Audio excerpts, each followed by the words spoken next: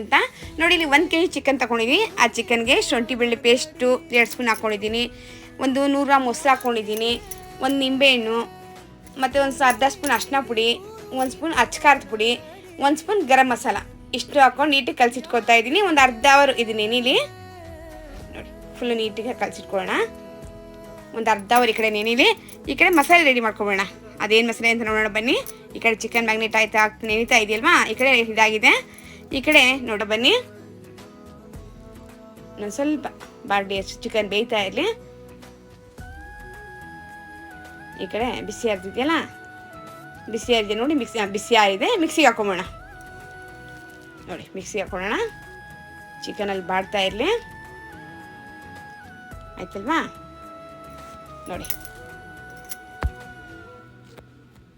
ಈ ಕಡೆ ಕಬಾಬ್ ಕಲಸಿಟ್ಟಿದ್ದೀನಿ. 1.5 kg chicken ತಂದರೆ 1 kg ಬಿರಿಯಾನಿ ಮಾಡ್ತಾಯಿದ್ದೀನಿ. 1/2 kg ಕಬಾಬ್ ಕಲಸಿಟ್ಟಿದ್ದೀನಿ.